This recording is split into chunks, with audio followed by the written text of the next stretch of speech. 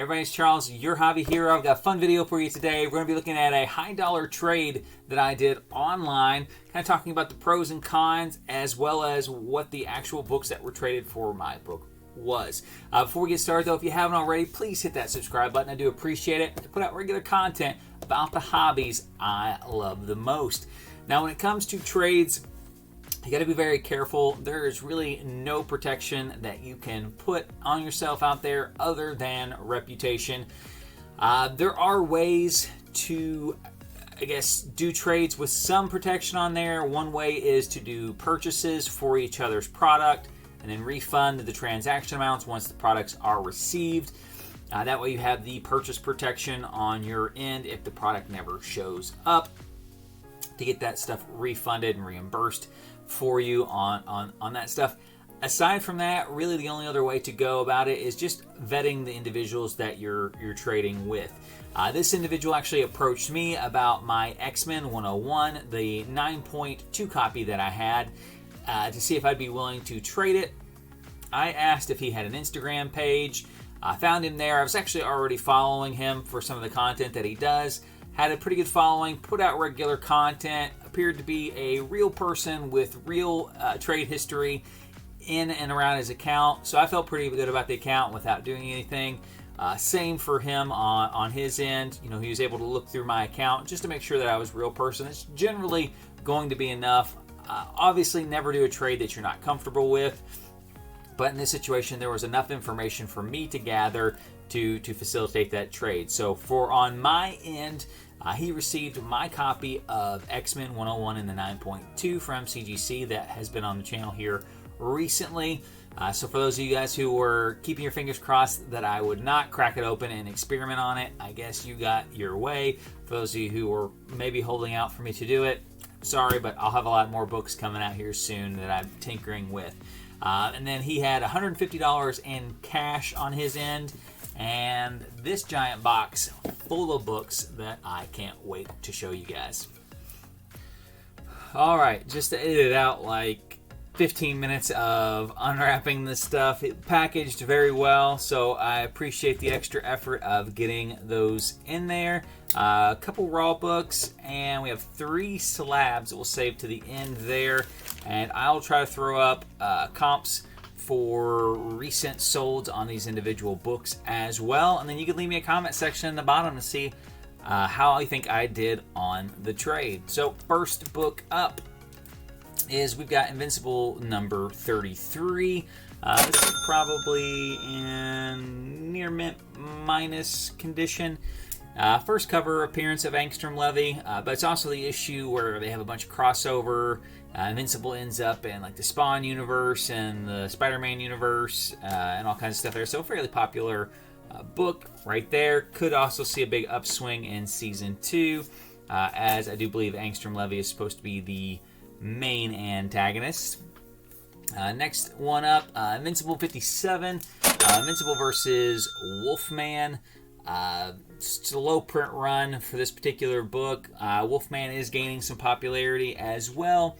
Could we see a spin-off series? And if so, will this book go up in value? Could be. Probably near mint on that one. Next one up, Invincible 61. This is the first part of the Conquest storyline and first appearance of Conquest.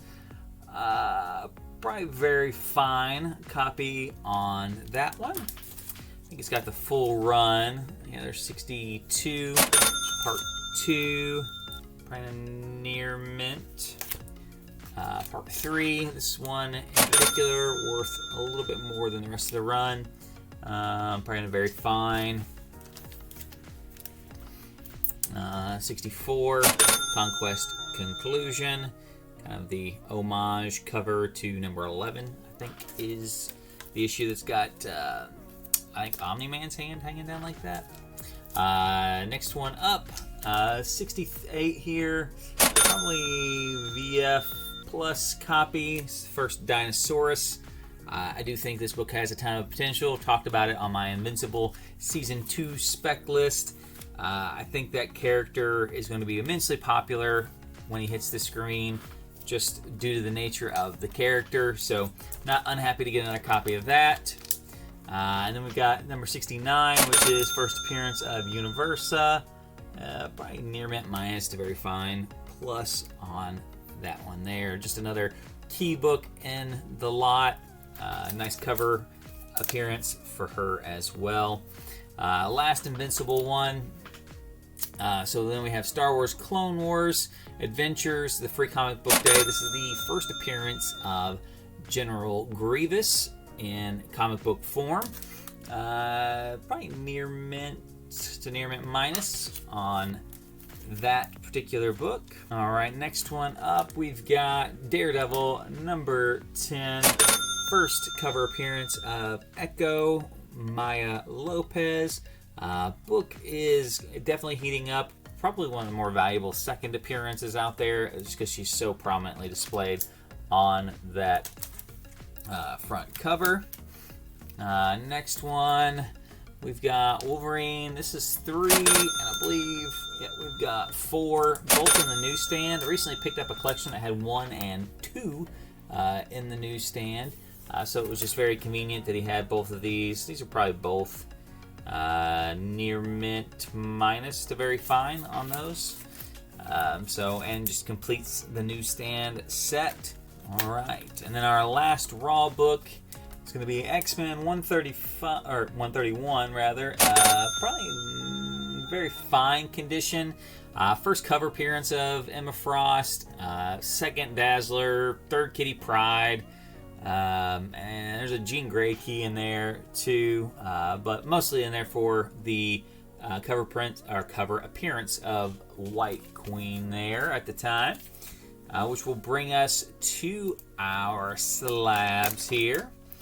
So first one's kind of a selfish one for me. We had agreed on a higher cash deal originally, and then I saw this book, and I mean it has some upside potential.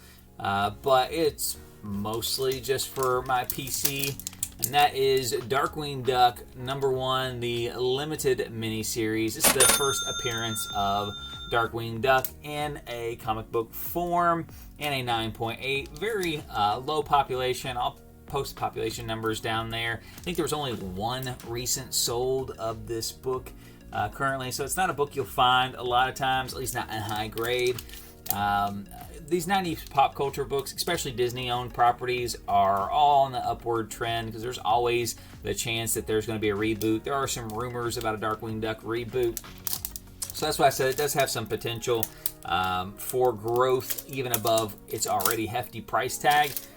But honestly, it'll probably just sit in the PC because hey, I'm a child of the 90s and I like those pop culture comic books, especially those first keys that are out there. So again, a little of a selfish pickup, but I couldn't help myself. So, all right, next one up is another book I have been trying to get in a 9.8.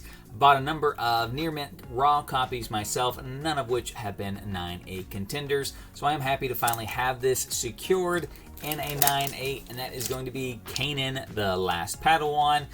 Number 1, this is the first technical appearance of basically Phoenix Squadron. The full members show up on the last page, kind of with annotations on it. And most people, even though CGC designates it as their first appearance, consider this a cameo appearance.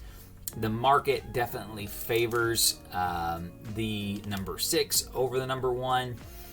If they hit the main screen, could we see that switch a little bit with people going with what the label says over what kind of the market says? We'll see. But either way, I'm happy to have this book in a 9.8, which will lead us to the next book, which is Kanan number 6 in a 9.6. So this is the one that most people consider the first full appearance, even though the label does not designate any first appearances in the book.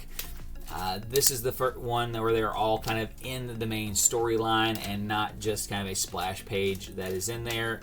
9.8s for this book are absolutely just out of this world right now. I think still with upside to go. I think it is all but confirmed that we are going to have several of these characters coming to the Disney projects in live action form, which means these books are only going to go up higher. And as somebody who has been hunting these books in raw can attest, they're very hard to find raw and in high grade still. So that was the trade. Again, there was $150 in cash also included with this trade. Let me know how you think I did in the bottom or down in the comment section below. The value is definitely there, but you have to take into the fact that those kind of like Bronze Age keys do hold a little bit more weight, and it was mostly traded for modern stuff here. So let me know what you think down below. And until next time, guys, Hobby Hero out.